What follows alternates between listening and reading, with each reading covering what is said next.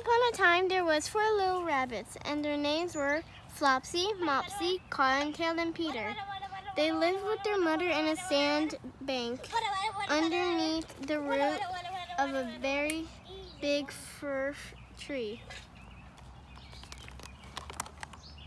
"Now, my dears," said old Miss Rabbit one morning, "you may go into the fields or down the lane, but don't go into Mr. Gregor's garden. Your father had an accident there. He was put in a pie by Mr. Gregor. Now run along and don't get into mischief.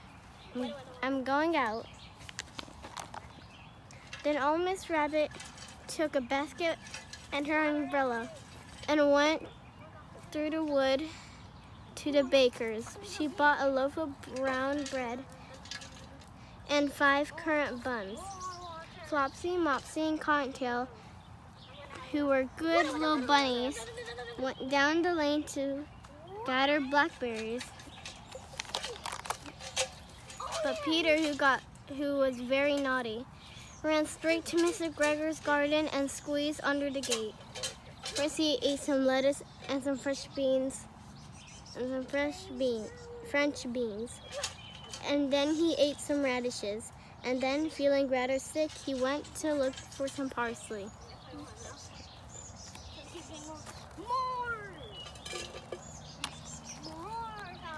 But around the end of a cucumber frame, whom shall he meet but Mr. Gregor? Mr. McGregor was on his hands and knees planting out young cabbages, but he jumped up and ran after Peter, waving a rake and calling out, "Stop, thief!"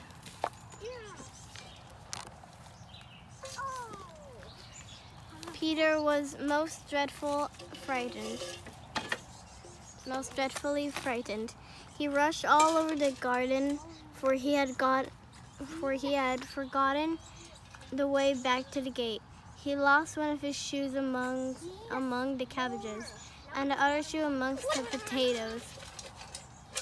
After losing them, he ran on 4 legs and went faster, so that I think he might have got away altogether if he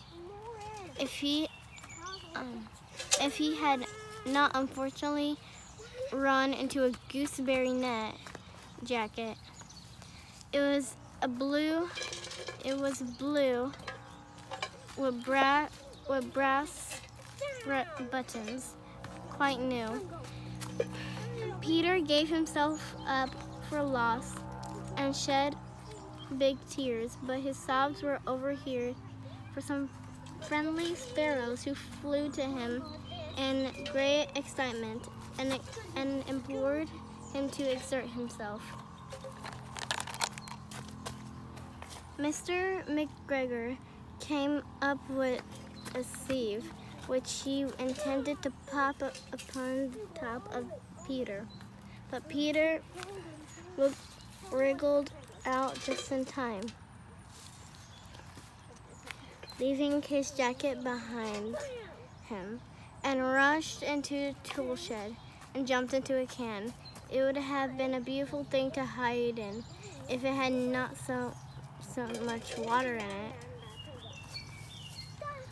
So Mr. McGregor was quite sure Peter was somewhere in the tool shed, perhaps hidden underneath a flower pot. He began to turn them over carefully, looking under each.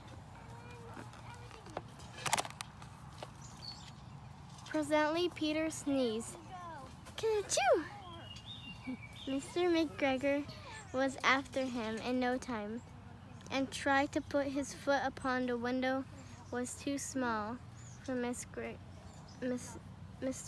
McGregor, and he was tired of running after Peter. He went back to his work. Peter sat down to rest. He was out of breath and trembling with fright, and he had not the least idea which way to go. Also, he were very damp sitting in that can. After a time, he began to wander about, going lippity-lippity, not very fast, and looking all around.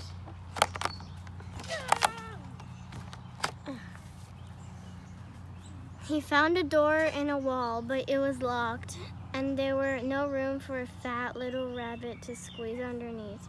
An old mouse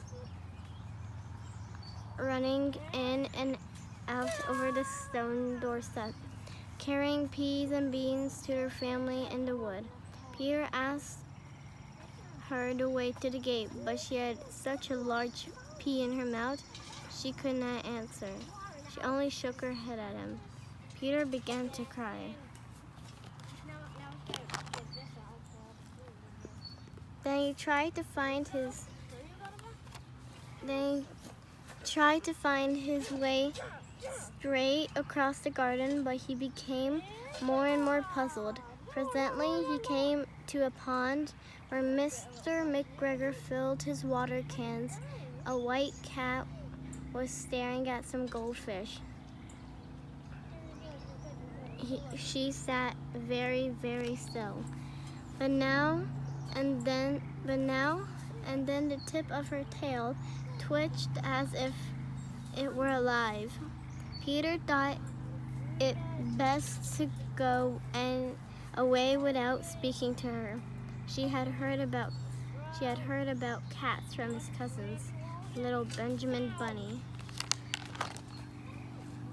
He went back towards the tool shed, but suddenly quite close to him, he heard the noise of a hoe scratch.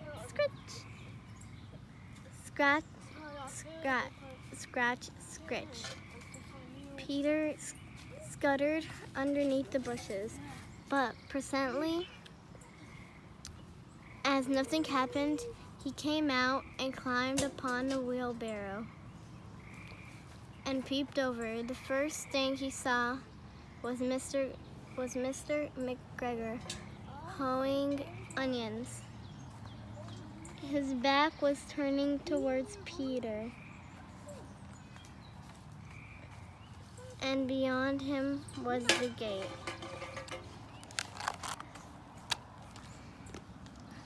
Peter got down very quietly off the wheelbarrow and started running as fast as he could go, along a straight walk behind some blackcurrant bushes.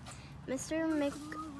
McGregor caught sight of him at the corner, but Peter did not care. He slipped underneath the gate and was safe at last in the wood outside the garden. Mr. McGregor hung the little jacket and shoes for Scarecrow to frighten the blackbirds.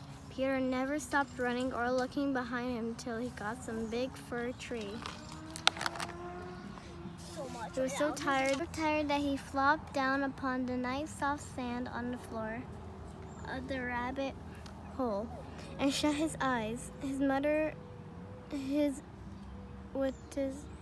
was busy cooking. She wondered what he had done with his clothes. It was the second little jacket and pair of shoes that Peter had lost in a fortnight. I'm sorry that Peter was not very well during the evening. His mother put him to bed and made some chamomile tea, and she gave a dose of it to Peter. But Flopsy, Mopsy, and Cottontail had bread and milk and blackberries for supper. The end. Now, here's the real life version of it. Here's McGreg's farm. And here's Peter's jacket and red shoes. And here's Peter trying to jumping in the can.